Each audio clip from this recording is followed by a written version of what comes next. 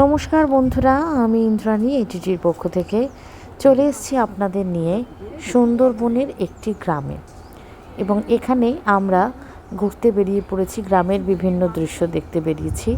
চলে এসেছি মানুষের বসত বাড়িতে, যেখানে এই যে মুরগির ঘর রয়েছে, হাঁসের ঘর রয়েছে, সামনে পুকুর। মানে গ্রাম বাংলা আমাদের এমনই টানে না যে শহরে থাকতে থাকতে, তাই এগুলো দেখে যেন বিস্ময়ের আর অবকাশ থাকে না। আর এই দেখো কি সুন্দর ঘরবাড়ি, উঠোন, পেঁপে গাছ, 12 মাসের আম গাছ, জামরুল গাছ। আমরা কোথায় এগুলো পাই বলো শহরে? ওই দুদিনের জন্য এলেই সবটা যেন আদায় করে নিতে ইচ্ছে করে। খুব ভালো একটা অভিজ্ঞতা সুন্দরবনে গিয়ে। বিকেলবেলা ফিরে এসে বেরিয়ে পড়েছিলাম আশেপাশের জায়গাটা খুঁজে দেখতে।